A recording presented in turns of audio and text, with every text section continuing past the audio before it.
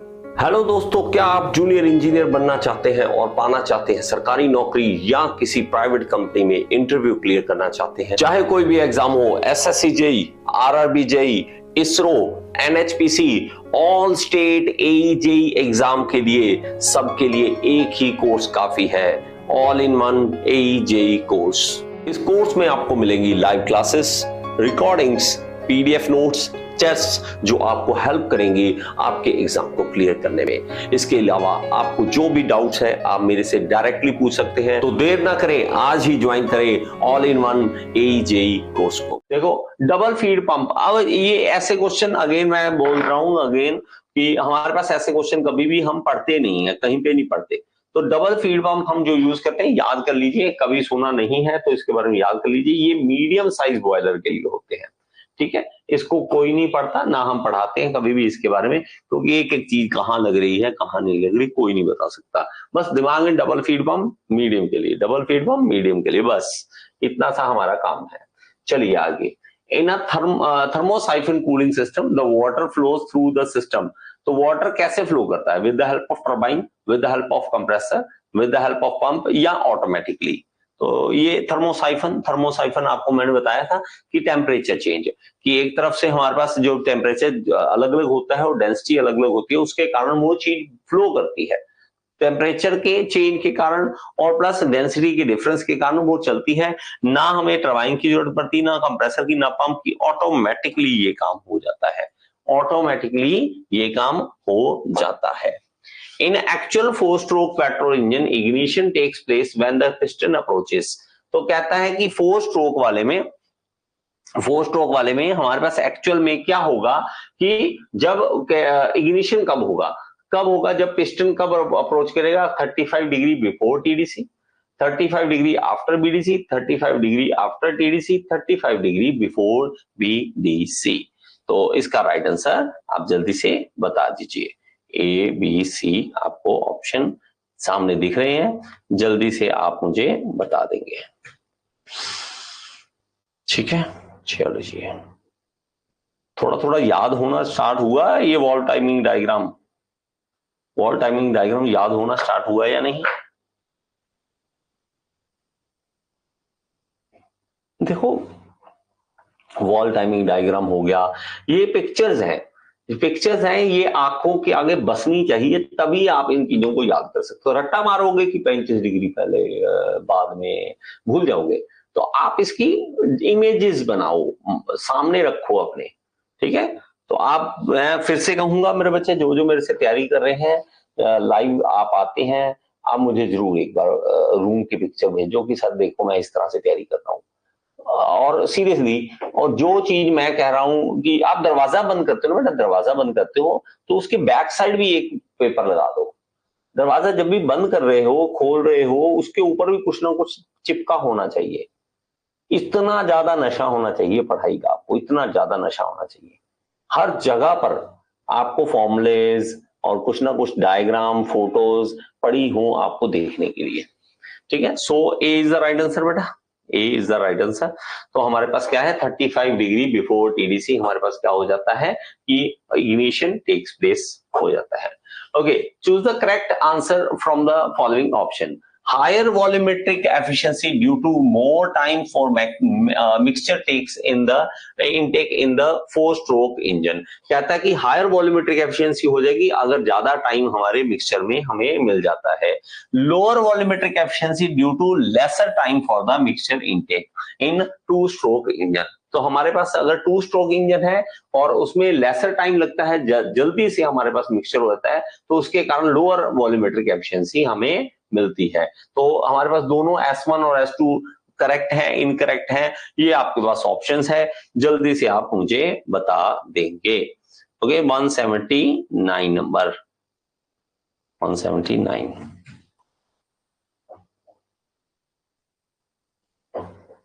देखो बेटा, जो तैयारी करवाने में होते हो ना, हम जैसे टीचर होते हैं, हम अपनी तरफ से आपको सिलेबस करवा देते हैं, ठीक है। लेकिन इस तरह के क्वेश्चन जो हैं वो आपको कर करके ही समझ आएंगे। जितना आप इन क्वेश्चंस को आप ऑब्जेक्टिव टाइप को करते जाओगे, उतना ज्यादा आपका माइंड धीरे धीरे धीरे धीरे इन चीजों को समझता जाएगा। ठीक है, so D is the right answer बेटा, शाबाश, D is the right answer. तो दोनों चीजें जो है, दोनों ही बातें ओके हैं। तो 4 स्ट्रोक के लिए अलग है और हमारे पास जो 2 स्ट्रोक के लिए अलग है, दोनों ही बातें सही है। ओके, ब्रेक पावर में be measured with the use of, अब ये तो आसान है। ब्रेक पावर के लिए हमारे पास डायनमोमीटर होता है, तो हमारे पास इसमें ज्यादा टाइम वेस्ट करने की जरूरत नहीं है, डायनमोमीटर हम इसमें यूज करते हैं। The steam separator is installed, steam separator कहां पर लगाया जाता है? स्टीम इंजन के पास, near the super heater, far away from the steam engine, या नियर द इकोनोमाइजर। तो स्टीम सेपरेटर जो होता है वो हमेशा ही स्टीम इंजन के क्लोज लगाया जाता है बेटा, बहुत ही पास लगाया जाता है, उसको दूर नहीं लगाया जाता। ओके, चलिए, a reciprocating compressor has a bore or diameter of 150 mm and a stroke of 200 mm. If the volumetric efficiency of the compressor is 85%, then the actual swept volume will be equal to. तो ये तो आसान है question, सिर्फ इसमें एक छोटा सा फॉर्मूला लगाना है और हमारे पास आंसर आ जाएगा। सो आपको मैं टाइम दे रहा हूं 30 सेकेंड, है ना? तो 30 सेकेंड है, यू हैव 30 सेकेंड्स। अगर आप कर सकते हैं जल्दी से आप इस क्वेश्चन को कर दीजिए। दे दूं? Okay, start. तो जल्दी से करिए बेटा इस क्वेश्चन को इस क्वेश्चन को जल्दी से करिए।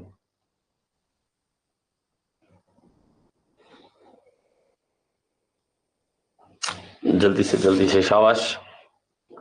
देखो आज अगर लगाएं तो 17 अगस्त हो चुकी है, 17 अगस्त हो चुकी है। ठीक है, तो सितंबर रह गया हमारे पास।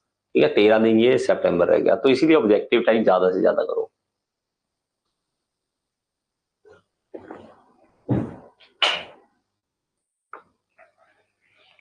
हाँ जी बेटा, नहीं हुआ क्या बाकियों से? जल्दी से करो ना। हाँ जी बेटा, इसमें से करना क्या है, हमारे पास सिर्फ एक फॉर्मूला लगाना है। कौन सा? स्वेप्ट वॉल्यूम का। वॉल्यूम क्या होता है? वॉल्यूम होता है एरिया इंटू लेंथ। एरिया कौन सा? गोल है एरिया। एरिया क्या है? π/4d² इंटू एल कर देना बस। एक्चुअल ऊपर लिख लीजिए और स्वेप्ट वॉल्यूम जो है दूसरा हमारे पास नीचे लिख लीजिए, उससे वॉल्यूमेट्रिक एफिशिएंसी निकल आएगी बेटा। जल्दी से निकाल दो बस, इतना तो निकाल ही सकते हो, इतना तो निकाल सकते हो बेटा। ऐसे मत करना कि सर ये भी नहीं निकलता मेरे से। ठीक है, ये तो निकल सकता है। एक्चुअल कितना है हम निकाल देंगे, हमारे पास निकाल देंगे जल्दी से। तो शाबाश, A is the right answer, A is the right answer, A is the right answer. कैसे करना है आपको पता है ना? देख लो यार, मुझे ये भी टेंशन है आप में से कई बच्चे कर ना पाए तो क्या करेंगे। ठीक है, वॉल्यूमेट्रिक एफिशिएंसी। वॉल्यूमेट्रिक एफिशिएंसी जब हम देखते हैं तो दो वॉल्यूम हमारे पास होते हैं, एक्चुअल वॉल्यूम और हमारे पास जो थ्योरेटिकल, या हम जो कह दें हमारे पास जो वॉल्यूम है, पूरे का पूरा वॉल्यूम हमारे पास है, वो वाला स्वेप्ट वॉल्यूम, हम इसको स्वेप्ट वॉल्यूम लिख लेंगे। ओके, तो थ्योरेटिकल या स्वेप्ट वॉल्यूम। अब मेरे पास मेरे बच्चे एक्चुअल निकालना है। वॉल्यूमेट्रिक एफिशिएंसी 85 दे रखी है, 0.85 दे रखी है। 85 मतलब 85% मतलब 0.85। तो एक्चुअल वॉल्यूम निकालना है। ठीक है, और हमारे पास स्वेप्ट दे रखा है क्या? π/4d² into L. एल क्या है? Stroke length. स्ट्रोक लेंथ हमारे पास दे रखी है बेटा। ठीक है, 200 mm है, हम उसको देख लेंगे, और हमारे पास डायमीटर जो है वो डी डायमीटर यूज कर लेंगे बस। और तो कुछ भी नहीं करना है इसमें और तो कुछ भी नहीं है ना चीजें। तो अगर आपको देखो इसमें केस में आपने बस ये याद रखना है कि हमें सेंटीमीटर में वैल्यू निकालनी है बस। आपको ये सेंटीमीटर में वैल्यू निकाल लेना, क्योंकि सेंटीमीटर क्यूब जो है वो मोस्टली सीसी में हम निकालते हैं, तो इसको एमएम को बस सीसी में यूज, सेंटीमीटर में चेंज कर लेना। एमएम को सेंटीमीटर, मतलब ये 15 सेंटीमीटर बन जाएगा। ठीक है, और ये 20 सेंटीमीटर बन जाएगा। तो हमारे पास वैल्यू निकल आएगी, उसमें डालिए और आंसर ले लीजिए। ठीक है, तो मैं इसलिए आपको ये टेंशन नहीं देने वाला। ठीक है, जल्दी से आप खुद कर लेना इस क्वेश्चन को। चलिए आगे। अगर किसी से नहीं हो रहा तो मुझे लिख देना बेटा। ठीक है, मुझे लिख देना, मैं करवा दूंगा। लेकिन अगर आप कर सकते हो तो करो इन क्वेश्चंस को। सेंटीमीटर क्यूब में आएगा ना? हाँ जी सी सर।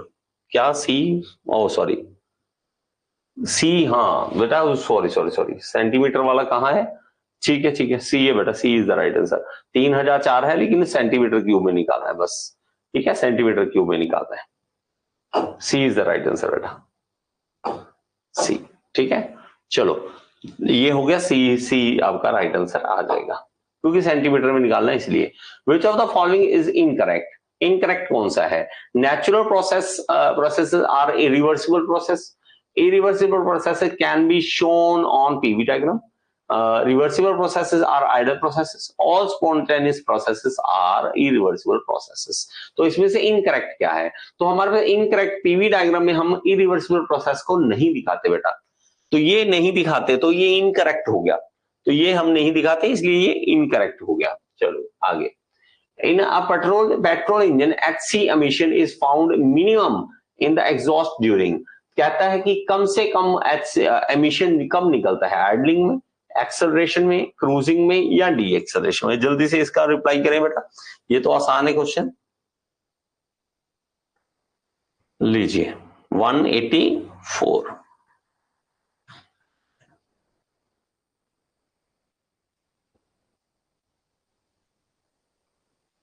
लीजिए मेरे बच्चे, ठीक है, इसको जल्दी से आप रिप्लाई कर दीजिए।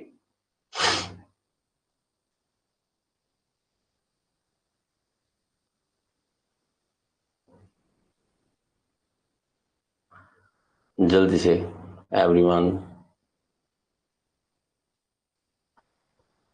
ऐसी ये एमिशन वाले जो जब भी आते हैं ना बेटा, ये होते आसान है, थ्योरेटिकल बातें होती हैं, तो ज्यादा से ज्यादा इनकी चीजों को ज्यादा से ज्यादा पढ़ा करो।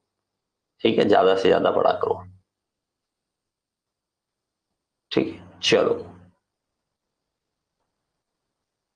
करें।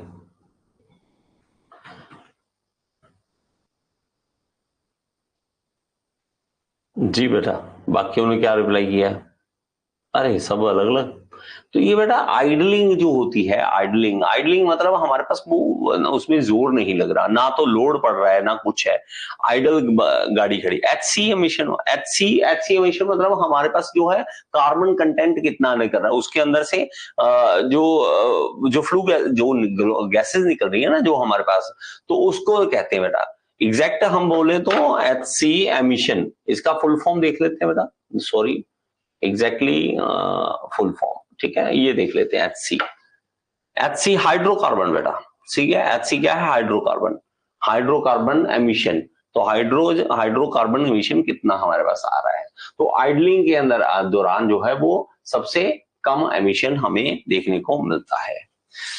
ठीक है बच्चा, तो हमारे पास इस तरह से क्वेश्चन जो हैं वो सारे के सारे करे जा सकते हैं, आप जल्दी से जल्दी इनकी चीजों को करा करो। ठीक है, आगे चलिए, आगे next. A motor is pumping Q quantity of water through a pipe of diameter 100 mm with a velocity of 5 meter per second.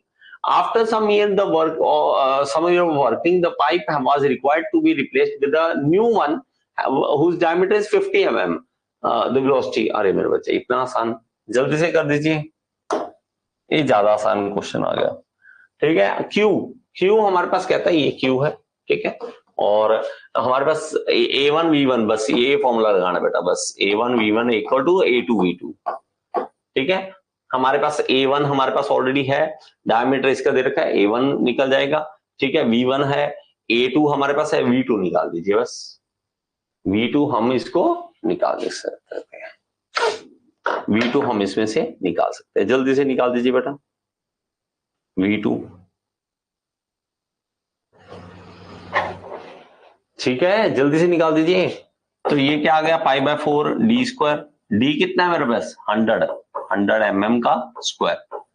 ठीक है, V1 mm है, इसको मीटर में कन्वर्ट कर लो बेटा, 0.1 आ जाएगा, 0.1 उसका स्क्वायर कर देना, 0.1 का स्क्वायर, और यहाँ पे कितना आ जाएगा? A2 पाई बाय 4, और V1 कितना है मेरे पास? V1 है 5 मीटर, 5 मीटर पर सेकेंड। तो ये A2 कितना आ गया? पाई बाय 4, D2 कितना है? D2 है 50, तो 0.05 उसका स्क्वायर, और V2 हमें निकालना है बस। पाई बाय 4 काट दीजिए, ये काट दीजिए, और बाकी कैलकुलेशन कर दीजिए। ठीक है, तो इसका राइट आंसर आएगा 20 बेटा, 20। 20 इज द राइट आंसर। तो 20 मीटर पर second is the right answer हमारे पास आ जाएगा। 20 मीटर पर सेकेंड हमारे पास राइट आंसर आ जाएगा। शाबाश शाबाश शाबाश। ठीक है, चलिए आगे चलिए। Which of the following statement is incorrect regarding assumption of air standard cycle? Air standard cycle को हम मानते हैं जब, तो उसके दौरान assumptions लेते हैं, तो incorrect कौन सी है?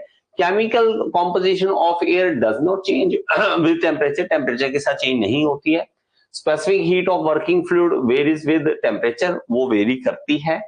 Heat loss to the surrounding is negligible, losses हम नहीं मानते हैं।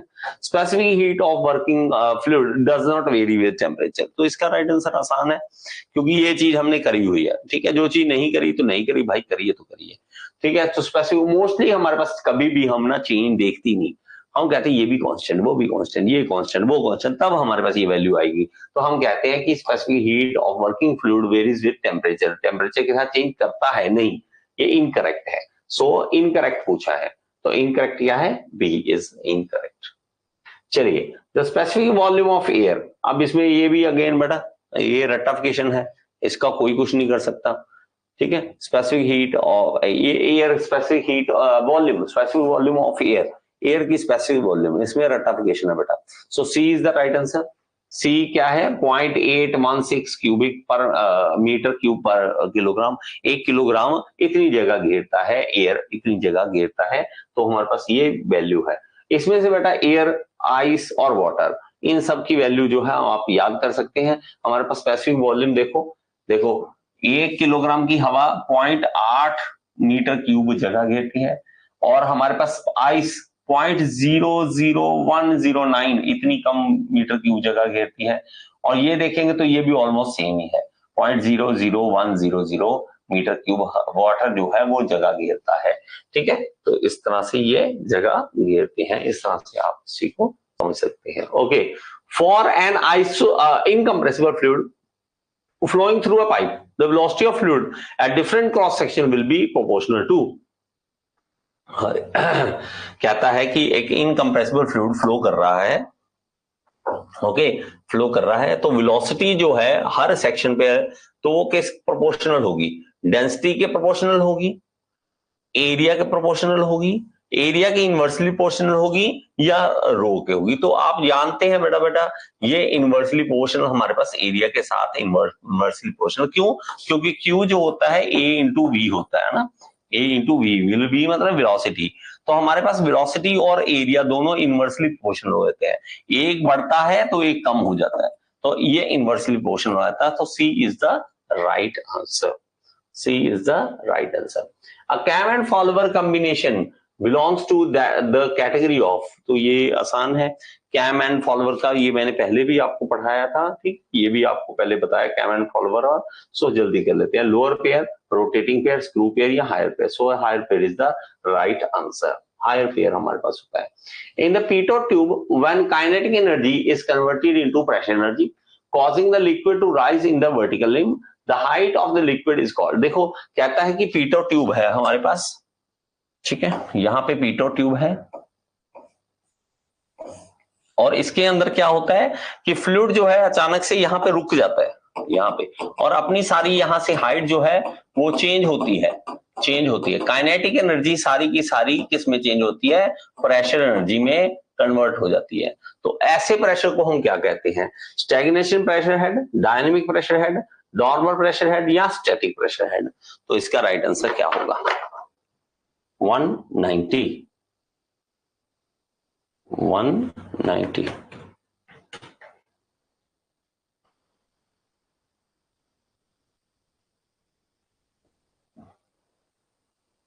हाँ जी बताइए बेटा। ये आपको याद होगा बेटा, ये पीटो ट्यूब में जब हम करते हैं, पीटो ट्यूब वाले केस में हम करते हैं, तो आपको याद होगा ये स्टैग्नेशन हेड होता है। स्टैग्नेशन का वर्ड का मतलब ये होता है जब रुका हुआ कोई चीज रुकी होती है, उसका मतलब होता है स्टैग्नेशन। तो स्टैग्नेशन हेड हमारे पास, ओके ओके। और रीजनिंग वाले सर जो आएंगे शायद वो यूट्यूब पे ही लाइव जाएंगे, ठीक है, तो आप एक बार देख लेना यूट्यूब पे, अगर आप आज सब कुछ सही रहेगा तो यूट्यूब पे लाइव हम क्लास लेंगे। ओके चलो, stagnation head is the right answer. Okay next है हमारे पास 191। The ratio of pressure intensity at a point and the specific weight of the fluid at a point is called. देखो हमारे पास ratio किसका, बड़ा कई बार आसान सी चीजें पूछते हैं। देखो रेशियो प्रेशर इंटेंसिटी, ठीक है, और साथ में क्या कहता है specific weight W, P by rho g, W क्या होता है रो जी, तो ये क्या होता है, ये हेड होता है, कौन सा हेड होता है, प्रेशर हेड होता है, बस प्रेशर हेड होता है P बाय रो जी, ठीक, याद होगा आपको P बाय रो जी हमने करा हुआ है, ठीक है बेटा। YouTube पे साउंड जो इको हो रहा था उसी को मैंने सोल्यूशन करा था, ठीक है, YouTube पे दोबारा नहीं होगा, वो कोई रीजन था, हमने वो सोल्यूशन कर लिया है, तभी तो हम दोबारा कल परसों नहीं गए थे लाइव, तो हम उसका सोल्यूशन किया है तभी तो, ठीक है। हाँ जी आगे चलते हैं हम। SI unit of 1 cubic metre पर सेकेंड। अब देखो ये भी आपको याद करना है, सिंपल सा बेटा, ठीक है, 1 मीटर क्यूब पर सेकेंड, ये किसके बराबर है, तो आप इसको कैसे याद करेंगे, ये हमारे पास होता है कि 1000 लीटर पर सेकेंड, एक ही बात है, 1000 लीटर पर सेकेंड या 1 मीटर पर सेकेंड, 1 मीटर क्यूब पर सेकेंड। कितने टाइम पर हुई है बेटा, 12 बजे, हाँ 12 बजे क्लास है मेरी, बात जो है 12 बजे सर की क्लास है, ठीक है, तो वो यूट्यूब पे लाइव हम जाएंगे आज। चलो, if the sum of whirl component of velocity at inlet and outlet of D level turbine is found to be this much, 1200 meter per second, the mass flow rate of the steam is 15 kilogram per minute, तो tangential force on the blade is, तो ये numerical आ गया छोटा सा 193 का, तो आप इसको किस तरह से करते हैं जल्दी से हमें बताएंगे बेटा, ठीक है, वर्ल कंपोनेंट वाला जल्दी से बताइए, वर्ल कंपोनेंट वाला।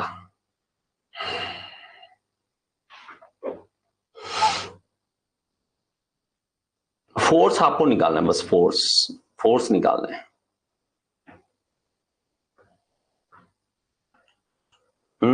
Force on the blade, tangential blade force. देखो बेटा सिंपल सी बात, इसको कैसे करते हैं ये देखिए, फोर्स क्या होता है, फोर्स होता है मास इनटू एक्सेलरेशन, लेकिन एक्सेलरेशन को कैसे लिखते हैं, velocity upon time, m upon T क्या होता है, m डॉट, और v क्या आ गया, चेंज ऑफ वेलोसिटी, हम देखते हैं ये क्या होता है, चेंज ऑफ वेलोसिटी मतलब वर्ल कंपोनेंट जो है हमारे पास वो वाला हमने ले लेना इसमें, ठीक है, तो हमारे पास इनलेट और आउटलेट दोनों का सम दे रखा है, वर्ल कंपोनेंट दे रखा है, m डॉट दे रखा है, और ये क्या है 1200 बस, और m डॉट दे रखा है 15, चल लीजिए 15 इंटू 1200 हमने कर देना है, ठीक है, 15 इंटू 1200 से कर देना, और ये क्या है हमारे पास किलोग्राम पर सेकंड है, ठीक है, तो हम पर मिनट है, सॉरी पर मिनट दे रखा है ना, ये पर मिनट दे रखा है, इसको 60 से डिवाइड कर दो बस, ये सेकंड बन जाएगा, तो ये डिवाइड कर दीजिए, 15 चौकी 60, 4 तिये 12, 300 आ गया, 300 न्यूटन हमारे पास आंसर आ जाएगा इसका, सिंपल सा है, चलिए जल्दी।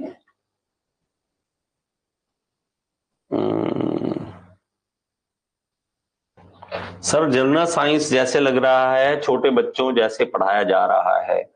देखिए मेरे बच्चे, जनरल साइंस जो है ना, सीरियसली बताता हूँ, आप कोई भी प्लेटफॉर्म पे पढ़ेंगे जनरल साइंस, एक दो तरीके हैं जनरल साइंस को करने के, एक तो क्या है कि डेप्थ में पढ़ें, बच्चों की तरह डेप्थ में पढ़ें, एक एक चीज जो है वो करें। जनरल साइंस के क्वेश्चन कम आते हैं, बहुत कम आते हैं, लेकिन आते हैं, ठीक है। अब उसमें से क्या क्वेश्चन आएंगे क्या नहीं आएंगे तो वो थोड़ा कहना मुश्किल है। अगर आप कोई भी बुक उठाओगे, ठीक है, मेरे पास अगर कोई ल्यूसेंट की बुक यहाँ पे होगी, ल्यूसेंट की बुक आपको दिखाऊंगा, तो वहां पे क्या है कि हमें संक्षेप में जल्दी से बता रखा है, लेकिन अब हम जो क्लास लगाते हैं वहां पे हमें डिटेल करानी पड़ती है, हम खुद फंसे हुए हैं इस चीजों में, ठीक है। 3 आवर की क्लास, आप ऐसे कीजिए बेटा, मैं आपको बताऊं जितना साइंस हो चुका बहुत है, साइंस बहुत है, साइंस और करने की जरूरत नहीं है, ठीक है, इतना साइंस पे हम जोर नहीं देंगे, तो ठीक है हम ऐसे करते हैं, हम एमसीक्यू पे जोर देते हैं, एमसीक्यू पे ज्यादा से ज्यादा फोकस करेंगे। देखो मेरा बच्चा होता क्या है, ज्यादा डेप्थ पढ़ रहा है, बेटा ये मैं मानता हूं चमन सिंह जी, साइंस का सीरियसली आप देखोगे तो बहुत ज्यादा डेप्थ है, 9th की 10th की साइंस में। और प्रॉब्लम ये है कि वो ऐसे हैं कि कुछ भी पूछ सकते हैं। हमारे पता क्या मेरे बच्चा, हम एक्स्ट्रा दे सकते हैं, ठीक है, हम एक्स्ट्रा दे सकते हैं लेकिन कम नहीं कुछ करा सकते हैं। हम अपनी तरफ से अगर कुछ भी कम करा दिए ना, इतना सा भी, और यहाँ ऐसे ऐसे बच्चे बैठे हैं, सर आपने तो वो नहीं करवाया था, आपने वो नहीं करवाया था, इसलिए हम फेल हो गए। वो हम पे इल्जाम लगा देंगे सारा, अपना पढ़े या नहीं पढ़े वो नहीं, हम पे इल्जाम लगा देंगे। ठीक है, तो साइंस मेरी तरफ से बेटा बायो में करवाऊंगा बस। ठीक है, केमिस्ट्री में और ज्यादा, केमिस्ट्री भी डेप्थ में बहुत ज्यादा, बायो तो खत्म होने वाली है। ठीक है, बायो मुझे लगता है खत्म हो जाएगी, तो उसके बाद हमें जरूरत नहीं है। ठीक है, केमिस्ट्री की शायद जरूरत नहीं पड़ेगी। केमिस्ट्री भी देखोगे तो बहुत डेप्थ में है, केमिस्ट्री में बहुत सारी चीजें हैं, तो लेकिन अगर वो सब कुछ करने लगे तो भाई क्या करेंगे। ठीक है, नहीं आपकी बात ठीक है। ठीक है, तो इसके बाद आप अपना साइंस, आप ऑब्जेक्टिव टाइप करो बस। चलो, for an incompressible fluid the discharge is usually expressed as, तो आप बता दीजिए जल्दी बेटा, डिस्चार्ज कैसे बताते हैं। ठीक है, ये तो आसान है क्वेश्चन। जल्दी से बता दीजिए बेटा। तो हम कैसे बताते हैं बेटा, जब इनकम्प्रेसिबल फ्लूइड, तो उसमें इनकम्प्रेसिबल में मोस्टली हम वॉल्यूम फ्लो रेट हम बताते हैं। क्या बताते हैं, वॉल्यूम फ्लो रेट हम इसमें बता देते हैं। ठीक है, आगे चलिए। Entropy of A system, system की एंट्रोपी, हाँ ये चीज याद रखना बेटा, एंट्रोपी ऑफ सिस्टम कभी भी कम हो सकती है, कभी भी ज्यादा। याद रखिए, एक होता है सिस्टम, एक होता है हमारे पास यूनिवर्स। यूनिवर्स बहुत बड़ी चीज है, ये सारी यूनिवर्स है, यूनिवर्स बहुत बड़ी चीज है। यूनिवर्स की एंट्रोपी बढ़ रही है लगातार, लेकिन एक सिस्टम, सिस्टम क्या है, एक इंजन है, इंजन का जो, यहां हम छोटा सा सिस्टम लगा ले, कोई भी सिस्टम है हमारे पास इतना सा, तो ये पूरी यूनिवर्स की एंट्रोपी तो बढ़ रही है, लेकिन एक सिस्टम की एंट्रोपी कभी भी बढ़ सकती है या कम हो सकती है। ठीक है, सिस्टम की। तो अगर आपको सिस्टम का भी पूछे तो आपने लिखना है इंक्रीज या डिक्रीज। ठीक है, मे इंक्रीज और डिक्रीज, कम भी हो सकती है ज्यादा भी, एंट्रोपी सिस्टम की। लेकिन यूनिवर्स की बोले तो हमेशा ही बढ़ रही है, हमेशा ही बढ़ रही है, कभी भी कम नहीं होती है। Okay, what will the pressure at a point B, B point पे प्रेशर कितना होगा। तो इसमें सिंपल है बेटा बच्चा, ये इसको नीचे की ओर आएंगे, फिर नीचे की ओर जाएंगे, तो हमारे पास रोजीएच हम एड अप करेंगे। ठीक है, रोजीएच वाला फॉर्मूला लगाते हैं ना बेटा, रोजीएच ऊपर से आते हुए, रोजीएच नीचे की ओर जाते हुए। ठीक है, तो हमारे पास वो वाला फॉर्मूला लगाना है हमें, और इसमें हमारे पास क्या आ जाएगा, वैल्यू आ जाएगी। तो इसमें राइट आंसर जो आएगा वो हमारे पास क्या आएगा, ये B is the right answer, B is the right answer. चलिए आगे। ठीक है, इन वेरिएबल फ्लो प्रोसेस, तो मैं थोड़ा जल्दी करवा दूं बेटा, सर आने वाले होंगे मुझे लगता है, थोड़ा जल्दी करवा दूं क्या, नहीं तो टाइम वेस्ट हो जाएगा। ठीक है, सो इसमें जो है, in variable flow process any thermodynamic property will have a fixed value at a particular location, will change with time, and any thermodynamic property will have varying value at the particular location, will not change with time. So any thermodynamic property will have varying value at particular location and also change with time. तो इसका right answer क्या है, A is the right answer. So A is the right answer. इसमें क्या कहता है, A is the right answer. एक बार पढ़ लेना बेटा दोबारा। ठीक है, थोड़ा सा स्पीड पे करा रहा हूं, थोड़ा सर आने वाले होंगे। Force behind the existing of surface tension, surface tension के कारण बिहाइंड जो फोर्स है, सरफेस टेंशन के कारण, मतलब सरफेस टेंशन किसके कारण होती है, तो वो क्या, कौन सा फोर्स है, इसके बिहाइंड जो फोर्स है वो कौन सा है, तो cohesion is the right answer. Cohesion जो होती है वो, उसके कारण सरफेस टेंशन हमारे पास होती है, कोहेजन के कारण होती है। 100 न्यूटन फोर्स एक्ट, हाँ मेरे बच्चे, ये क्वेश्चन थोड़ा बड़ा है, इसको कराने के लिए थोड़ा सा टाइम चाहिए। अगर आप देख सकते हो तो एक बार देख लेना। ठीक है, ये क्वेश्चन जो है किस तरह से है, हमारे पास 2 पॉइंट दे रखा है बेटा, 2 पॉइंट दे रखे, क्या है हमारे पास, 100 न्यूटन का फोर्स एक्ट है, पॉइंट पी 000 ये पॉइंट होगा, 000 ये पॉइंट, 1111 ये पॉइंट होगा। तो ये यहां से लेके यहां तक का एक फोर्स लग रहा है। ठीक है, ये है 111 और वो क्या है 000। ठीक है, 3 पॉइंट, 2 पॉइंट हमारे पास इस तरह से है। तो इसको अगर सॉल्व करना हो इस तरह के क्वेश्चन को, तो हमारे पास 100, ऊपर क्या लिखना होता है हमारे पास, यहाँ पॉइंट जो है हमारे पास, ऊपर वाले जो पॉइंट मिल रहे हैं उसका आई मतलब आई डायरेक्शन में कितना लग रहा है, जे डायरेक्शन में कितना लग रहा है, और के डायरेक्शन में कितना लग रहा है, इन सबको प्लस करना होता है। मतलब हमारे पास ये 1 - 0, ये कर दो और साथ में आई प्लस, ठीक है, इस तरह से कर लो, प्लस फिर 1 माइनस 0, मतलब ये x वाली वैल्यू आपस में माइनस करो, y वाली माइनस करो, j, ठीक है, प्लस i 1 माइनस 0 k, ये हो जाएगा। और डिवाइड कर दो, हमारे पास सबका जो वैल्यू है, हमारे पास जो सबका वैल्यू आपस में माइनस करके आ रहा है उसका स्क्वायर कर दो बस, 1 माइनस 0 का स्क्वायर, फिर 1 माइनस 0 का स्क्वायर प्लस 1 माइनस 0 का स्क्वायर। तो इस तरह से आपको करना है। तो 100, ठीक है, 100 हमारे पास आ जाएगा और साथ में क्या आ रहा है, आई को 1 से मल्टीप्लाई करो तो आई ही निकलेगा, आई प्लस जे प्लस ए और साथ में आ जाएगा अंडर रूट 1 स्क्वायर 1 1 1, तो 1 1 1 करके तो हमारे पास 1 प्लस 1 प्लस 1 इस तरह से आ जाएगा बेटा। तो वो क्या बनेगा, √3 बन जाएगा, तो वो बन जाएगा √3। ये कैसे किया, आप अगर नहीं समझ आए एक बार देखो इस चीज को, और √3, ये बहुत कम आते हैं क्वेश्चन इसके, लेकिन अगर आ जाए तो इस तरह से होना है। बस आपको सेकंड पॉइंट की वैल्यू और पहली पॉइंट की वैल्यू माइनस कर दो, आई लिख दो। सेकंड पॉइंट में जो भी अगर दे रखा है, अगर हमें यहाँ पे दे रखा होता, देखो अगर 2 वैल्यू दे रखी हो, यहाँ वाली वैल्यू जो हमें दे रखी होती, मान लो 3 2 1, और यहाँ का वैल्यू मान लीजिए यहाँ का होता, मतलब हमारा 0 0 ना होता, यहां से स्टार्ट होती वैल्यू, यहां से स्टार्ट होती, ठीक है, तो हमारे पास होता ये वाला वैल्यू। तो ये अगर यहां वाली वैल्यू होती 1 2 1 ऐसे होता, तो 3 माइनस 1 2 माइनस 2 1 माइनस 1 इस तरह से करना था। तो हमें सेकंड में से पहला, सेकंड में से पहला, सेकंड में से पहला, सेकंड में से पहला स्क्वायर, सेकंड में से पहला स्क्वायर, सेकंड में से पहला x का y का z का, x का y का z का, बस ये हमें करना होता है, ठीक है। चलिए आगे, लास्ट क्वेश्चन हमारे पास, ड्राई सम्प लुब्रिकेशन सिस्टम में क्या है, dry sump lubrication system, the capacity of oil pressure pump compare to oil scavenging pump is always. तो हमारे पास क्या कहता है कि कैपेसिटी बताइए कि 2 ऑयल पंप होते हैं बेटा, ये हमारे पास क्या है, ये देखिए, ये 2 तरह के पंप होते हैं बेटा। जब हम एक सिस्टम देते हैं ड्राई सम्प, ड्राई सम्प का मतलब क्या होता है, ये सम्प है नीचे, ये सम्प है मतलब जगह ऑयल वाला, तो वो सम्प है, उसके नीचे जो है ऑयल नहीं रहना चाहिए, ड्राई रहना चाहिए या सूखा रहना चाहिए। तो यहाँ पे एक स्कैवेंजिंग पंप होता है और यहाँ पे मेन ऑयल पंप होता है। ये यहाँ से मान लीजिए एक पंप कर रहा है, तेल पंप कर रहा है, लुब्रिकेशन ऑयल दे रहा है, यहाँ से दे रहा है मान लीजिए 5 ml, ठीक है, ऐसे कुछ वैल्यू मान लेते हैं 50 ml, चलो 50 ml दे रहा है यहाँ से, और ये यहाँ से उठा रहा है 30 ml, मान लीजिए 30 ml कम उठा रहा है।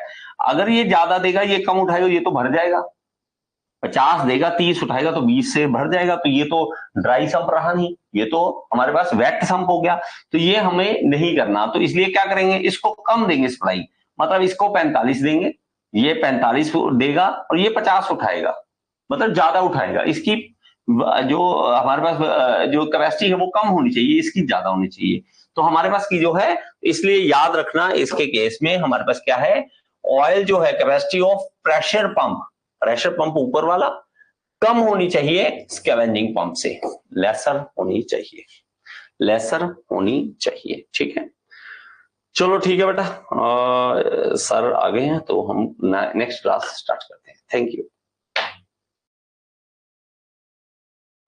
हेलो दोस्तों, क्या आप जूनियर इंजीनियर बनना चाहते हैं और पाना चाहते हैं सरकारी नौकरी या किसी प्राइवेट कंपनी में इंटरव्यू क्लियर करना चाहते हैं, चाहे कोई भी एग्जाम हो, SSC JE, RRB JE, ISRO, NHPC, all state AE JE exam के लिए सबके लिए एक ही कोर्स काफी है, all in one AE JE course. इस कोर्स में आपको मिलेंगी live classes, recordings, PDF notes, test जो आपको हेल्प करेंगे आपके एग्जाम को क्लियर करने में। इसके अलावा आपको जो भी डाउट्स है आप मेरे से डायरेक्टली पूछ सकते हैं। तो देर ना करें, आज ही ज्वाइन करें all in one AE JE course को।